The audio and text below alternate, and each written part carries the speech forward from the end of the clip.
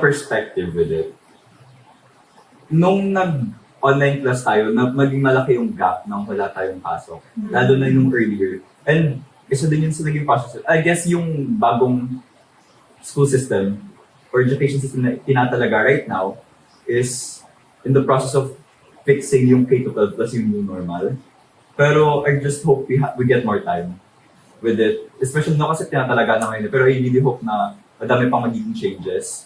Kasi I was, again, ayun nga, teacher si mommy. So nung nagka-pandemic, I was there throughout the whole process nung palaging meeting, seminar, si mommy na ano yung new normal, anong kailangan gawin, ito yung dapat gawin, ito, ganito, ganyan. Yung process mismo ng paggawa ng new normal. We were practically there kasi practically almost araw-araw, morning to gabi, nasa meeting, nasa seminar si mommy. Ganun sila, like sobrang, like just kind of feel like sobrang na-rush din. Kasi we're feeling the after effects of it even up to now. And katulad nung sa PISA, PISA is basically program for international student assessment, I'm pretty sure. And it's basically an exam for different countries and like assessing kung ano yung capabilities ng mga students sa country na yun. And we scored very low, honestly. Like, we're one of, if I remember correctly, the Philippines was, it's either the lowest or second lowest in either math and science. And then, our English is also very low. Yung reading and comprehension, very, di ba? Pero may time. Hindi, yung iba yan kasi yan titis lahat ng subject. Yung kasi, well, yung PISA, mainly ang tinignan lang is science, math, and English lang. Pero, out of like 100 plus countries, or around 100 countries na nag-take nun, very low nga tayo. Very, like, yung basic competencies, ang pinakamababa of average or pinaka-okay is D dapat. Ay, level 2 pala, sorry. Level yun yung 2. average. Ay, dapat yung parang, if naabot mo to, okay, baseline, okay na yun, okay lang. Below average ang basically things. And wala tayong, kahit isang competency, wala tayong na-reach na level 2. Wala tayong na-reach. Lahat box up. Philippines. Yeah, Philippines. Philippines number 1. Very. And madaming na-attribute doon. Yung naging study namin last semester is if related nga pa yung gadget use sa pagbagsak ng educational proficiency ng mga students that we found. We found na ano naman. Well, small nga lang yung sample size namin. So it isn't exactly na, ayun nga talaga yun. Pero we found na yung pag-gadget is not exactly yung cause ng loss of like proficiency, pero it's more of just a move forward sa continuously developing technology sa society natin. Na parang mas nagiging technology-centered tayo instead of like manual or practical. And isa din sa mga naging points nun is, aside sa students, I forgot to mention earlier, pero yung to give you a better perspective dun sa nagiging problem sila namin dun sa students mismo is grade 9 students or grade 7 students, hindi alam kung ano yung paragraph, hindi marunong mag-divide. Kasi nung nasa bahay sila, nung new normal, syempre, first of all, hindi lahat may access sa internet and gadgets and learning Iba sila nag-date ng maayos. Sa iba natin nakapasok sa online class, pero gano'n ka okay yung signal niya, gano'n, di ba? And aside sa online class, meron din modular learning. Personally, in my experience, modular learning was really horrible. I did not learn. It was one of the worst education eras Parang in life. binabasa mo lang. Very. Wala kasi nakabanting Sa study lang talaga. Di ba kayo sa veritas natin? Naalala niyo, yung bumabagyo na. Bumabagyo na. Tapos biglang yung prof, nagbigay pa ng Shoutout sa'yo, ma'am. asynchronous na activity. Tapos biglang kailangan mo ng attendance na nanonood ka. In the middle of the typhoon. Di ba? Yung isang ating kaklase yan, nag-helmet na eh. Wow. Yung para proof lang nanonood siya na ano. Habang lumilitas ka, wait, panoorin ko lang to, picturean niyo ako. Like, ganon. And kasi habang nag-new normal, hindi mo naman masisure na lahat talaga ng student na pag-aaralan yung maayos. Iba kasi ang atmosphere ng face-to-face. And a really big thing back then was yung upsurge ng Brainly. Like, alam niyo, like, honestly, hindi ako, Quizlet. Quizlet Brainly, honestly, hindi ako, Kahut. hindi ako nagmamalinis na, oh my God, yung Brainly. No, I was very super tamad nung nung modular era. And suki ako ng Brainly, honestly, back then. Competitive ako sa Brainly. Wala ka kasi ChatGPT. Oo. Oo. And Or like, zero. kahit yung proof na, alam niyo ba, yung teacher mismo namin sinasabi na Brainly, like, at nababasa na kasi siyempre pare-pareho na, I guess, kasi Brainly, search lang, gano'n. Isa lang yung inaano. And, isa nga yun sa pinakamalaking difficulties ng new normal na yung era, na sumunod sa atin, I've thought of that natin na, oh my gosh, nawalan tayo ng time ng moving into college, into senior high, yung parang young adulthood natin, kasi sa bahay tayo lahat pandemic.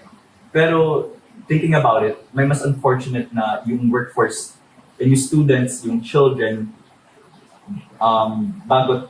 after natin. Kasi sobrang bata pa lang nila na parang may mga skills silang nade-develop sa school.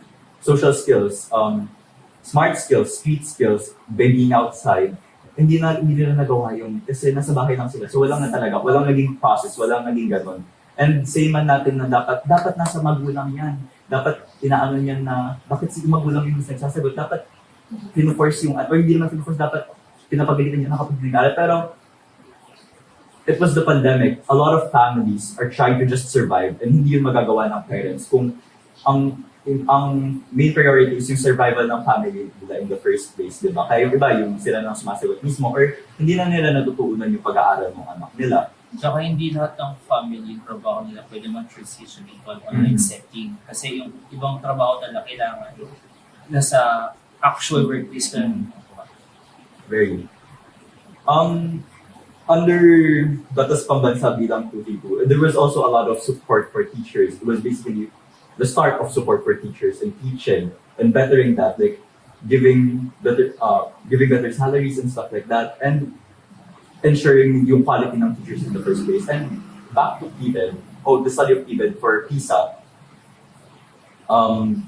another probable cause na nasabi nila is yung quality ng teachers. Kasi nagkaroon sila ng study and apparently, and if invested ka sa workspace ng teachers, probably mananotice nyo din. I am kind of, kasi nga Nung high school ako.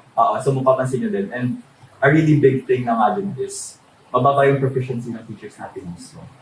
Lalo na sa science, na ang goal is well-rounded ang mga teachers natin. Pero unfortunately, hindi yun yung case. Na parang kung ano yung, ang nangyayari is, ito yung major ko, so dito lang ako mag-focus. Or ito lang yung alam ko. Kaya sobrang nag-struggle sila sa ibang areas na dapat alam din nila. Since general subjects yung mga tinutulong yun. So, I hope din na parang magkakaroon, ang malaking thing na rin kasi ngayon dahil na sa generational gap, yung parang talagang sinisisi mga students, okay, may mga segment, may mga May parts point, may mga point talaga. doon, mga students nga din talaga, lalo na madaming distractions ngayon. And it's a very, society is changing a lot, especially na sa compared dati nga. Pero, like magkaroon din tayo ng focus and assessments for teachers, na for me, it's very disappointing na yung teachers natin mismo, yung hindi sila ba Sila man dapat nag-guide sa atin. very. Pero palagi din yung nasisisi mga student, gano'n. So I really hope na magkaroon din ng overhaul doon in that Tapos aspect. yung favorite catchphrase ng mga teacher, tayo gumagawa ng grades natin. Sila nag-record na. Very. Ako gumawa, 100 natin. O pala Yung pinabasa yung I-record mo. Tapos may mga iba nagbibigay lang. Diba? Ano po, may prof ako dati, yung high school.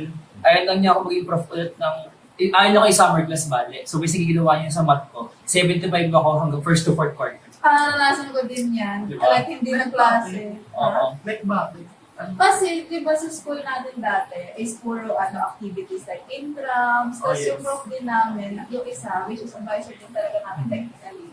Kasi like, tamad siya lagi mag-klase kasi siya yung first subject namin. So, di ba, 8 ang pasok namin, lagi natatamaan ng ceremony. So, imbis na magtuloy na lang siya ng klase, like, hindi na lang siya pumapasok. So, nung first grading, yung grade namin is, ang ginagawa niya na lang is halos same na lang din. Oo. Parang parang minsan nga hinuhulaan talaga technically. Kasi, paano mangyayari? Hindi naman nagtuturo. Sa amin naman, tamad din siya. Pero pag pumapasok siya, minsan pag tiyataman siya magturo, nagpapalaro na lang siya. Ano yun? Sa amin meron na rin nakaroleta. Ay, grabe. Ano roleta? Kasi hindi bigyan ng mataas. Kunyari, ano. Ay, oo, mayroon din sa amin ng dati. Yung naka-relate yung paa namin, just spin the wheel. Tapos, Tapos ako nag-spin the wheel sa TV. sa TV. Parang same school tayo. Sa ang school ka. Sandali. Ay, Ikaw may nag-sandali. Siyempre, nauna ako bago siya. I paved the way. we also had, I also dislike yung mga teacher na mababang magbigay ng grade for the sake of it. Or they pride themselves in mababa sila magbigay ng grade. Yes. Pinag-iabang pa Oo, nila. na parang- Sinasabi lang, madami nang bumagsak Oo, sa Sorry. akin. Like, proud pa Yung sila. iaan- Dali na lagi, kung patakot lang yun. Mhm. Para ma-pressure tayo magsikap sa grade na. At the same time, hindi ko bet yung mga teacher na ayaw nila magbigay ng mataas na grade. Na-experience namin yun nung junior high school ako, yung teacher namin sa Filipino. And I guess it just stems nga din from yung past workforce, yung past culture, past norm, na isa din chika sa akin ni Mami is, yung major niya nga daw, very astute na student talaga si Mami. Pero yung major niya daw, which is history, 75 lang yung grade niya nun. Pero apparently, ibig sabihin daw nun, like, magaling ka na, honor ka na. Hindi niya sabi na. Oo, Ganun oo, sabi ni 75 siya kasi mababa lang talaga magbigay yung prof kasi ayaw na magbibigay ng Yung mataas. pinarinig ko sa mga ibang school. Kaya, ayun nga, magaling ka ng 75 ka kasi yung iba, bagsak na. Oo. Ganun siya. Kasi like 75 parang minimum ng pasa ka sa subject ko. Pero i-lower the that baksak ka. I also had this one teacher ng JHS. Ayun nga, umulit. Pero yun. Okay lang. I had this one teacher in JHS na yung last year, may nasabi sa amin yung prof namin sa stats na nag-statistics Nag-statistics tayo. So ayun nga, meron tayong yung mga, oh my gosh, I forgot the term, pero yung kapag outliers, ayun. Kapag may outlier, yung minsan tinatanggal na sa stat para hindi ma-skew yung results. Pero yung ginawa kasi niya nun is, so nung first quarter pa nga lang, is yung kaklase namin is mataas super yung grade niya. Pero ang ginawa daw ng teacher namin yun is binabaan niya yung grade para hindi daw tumaas yung, para hindi masyado mataas yung grade niya. So, and parang it's giving bakit mo Naging personal dito. bakit mo hinihinder yung grade ng student when genuinely nagre-reflect yun sa probable future colleges na pwede mong applyan, di ba? Parang siya yung nag-suffer Oo. para Tsaka- sa buong. Din, mataka na yung mental health naman. Diba? Like, why would you not celebrate yung sobrang taas ng grade niya instead bababaan mo siya para lang, Kasi maging proud ka, yung hater ka pa dun sa ano. hindi, kasi ayun yung norm eh. Pati chairman kasi yung prof namin. So, Mataas posisyon, so walang magawa din yung ano. Yung kareklamo. Oo. Kay Neil. ay, Isumbong. pero honestly, like, it isn't perfect ngayon.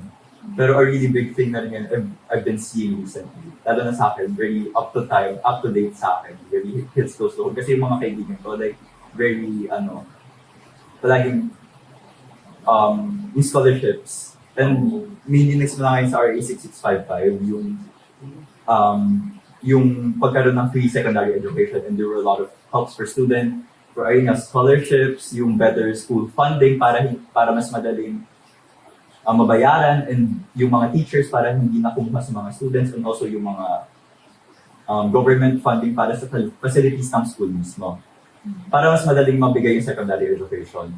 And I'm very fortunate. Ako hindi ko naman kailangan scholarship. It would be really nice. I'm trying to go for yung discount nga for UL. Kasi malaki yung discount ng. Pero a lot of my friends ngayon nga is simula pala, kaya nag-pressure din ako bago mag-college. Is yung lahat sila tayo ng ISCO. Ayun, yung ISCO ni Gom. Ayun. And katulad nun yung may mga kaklase din ako nung past life ko, nung GHS. May mga kaklase din ako doon na nung nag-Robinson kami kasi afterwards, parang naggala kami ng mga kaibigan ko. And afterwards nun, may mga kaklase ako nung GHS na nakita ko din ulit. Kasi nag-ISCO ni Gom na sila. Sa ko lang hindi ako nag-ISCO ni Gom. So, medyo, parang nakakaano. na-pressure ako kasi bakit hindi ako nag-scholarship. Let me go to the bathroom for excuse me.